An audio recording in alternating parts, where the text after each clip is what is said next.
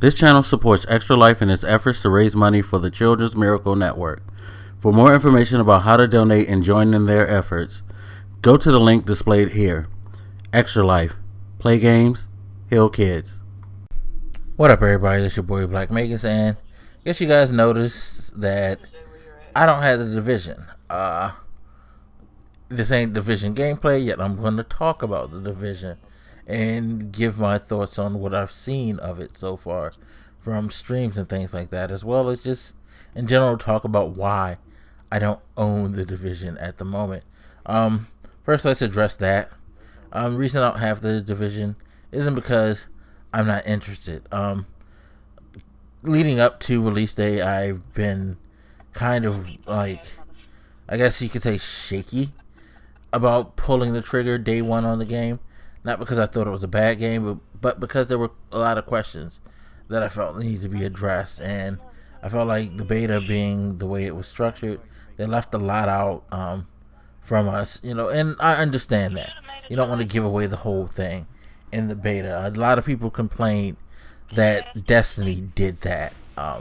So it's understandable that they would do that, especially since I feel like, on a side note, a lot of their marketing campaign, the way they've gone about things, even with development of this game, has been 100% anti-Destiny. They're trying to build a game that lives in the same universe that Destiny is trying to create, which is hybrid, RPG influence, MMO influence games. They're cutting their own path there, but they're doing it in a, I guess you could say, a more intelligent way than Bungie.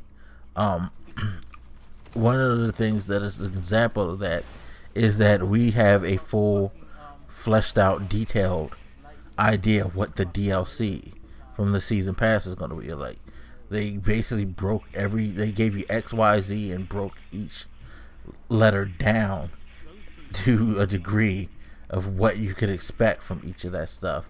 And of course, it's a lot more fleshed out from what I see, at least in the sense of the amount of content.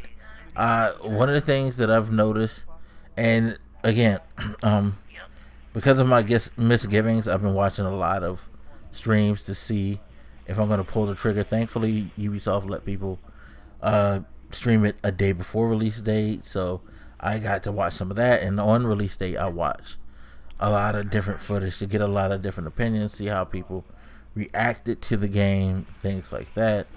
And it's a mixed bag, like I expected. I definitely expected a mixed bag. I've been saying for the last, I don't know how long, at least a year, that people should probably expect to get an experience similar to what Destiny was, which was a lot of people came into this game with like expectations that were unrealistic.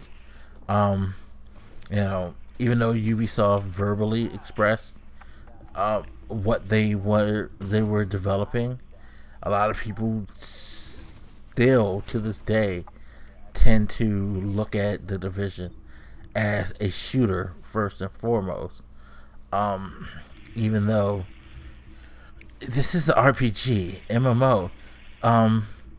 Although I've heard some people say it's not even really a true MMO at the moment because of the lack of public events and things like that. Like, so far from what I've seen, the only way to experience the game with other players is through the co-op system where people can join your fire team.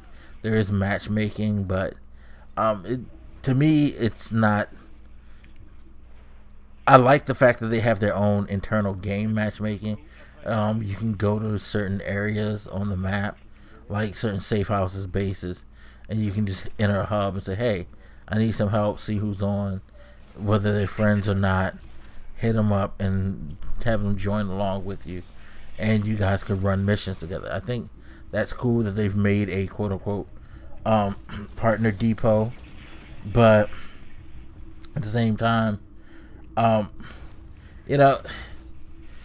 it's not like what I again coming from the Destiny community, I know a lot of people scream about matchmaking, but they're talking a totally different thing. They're talking about PvP matchmaking, creating private lobbies for that. Um, whereas Destiny already had PvE matchmaking to a degree. So if you're one of those people out there saying that this does the matchmaking that Destiny doesn't, actually does the same goddamn thing. And that's the thing. There's some similarities running through it. I mean, they both share the same area.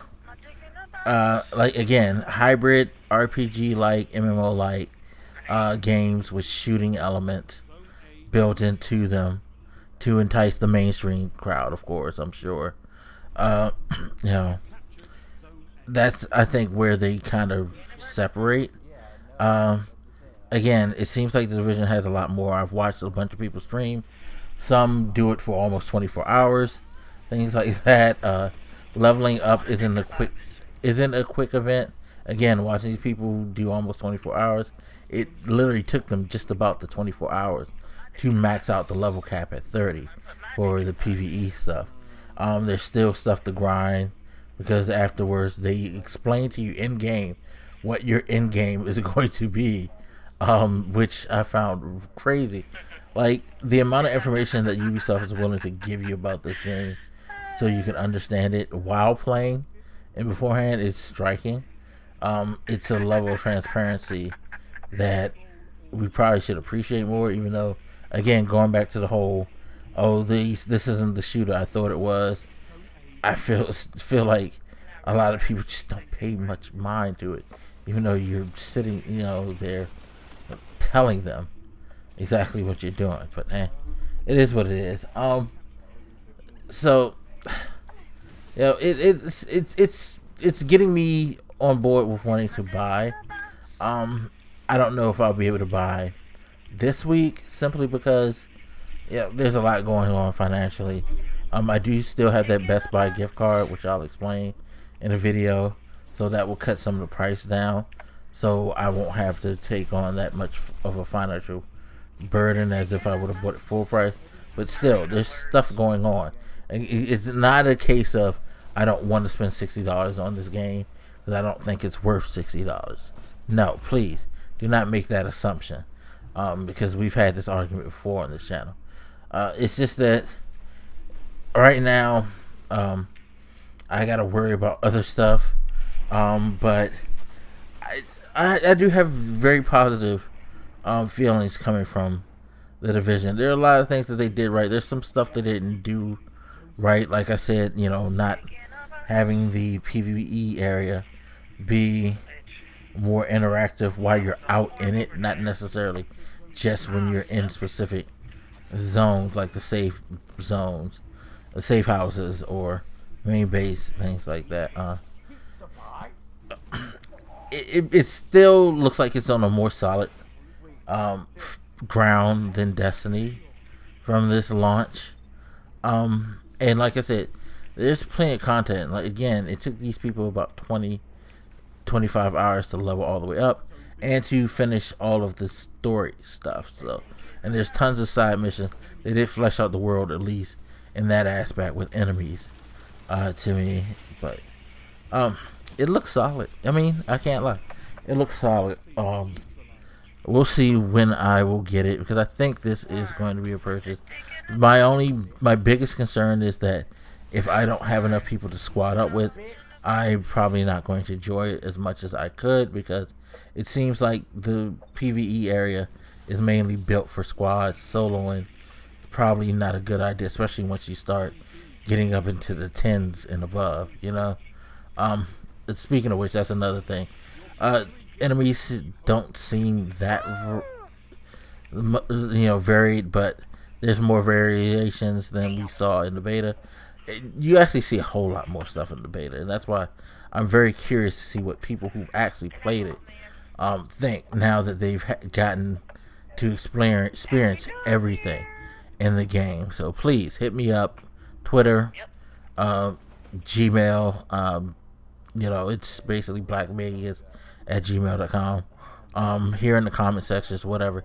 Let me know what you think of the division. All right, y'all. As always, hit me up. Let me know what you're thinking. I'm gonna holler at you later. It's your boy Blak Magus, and I'm out. Deuces.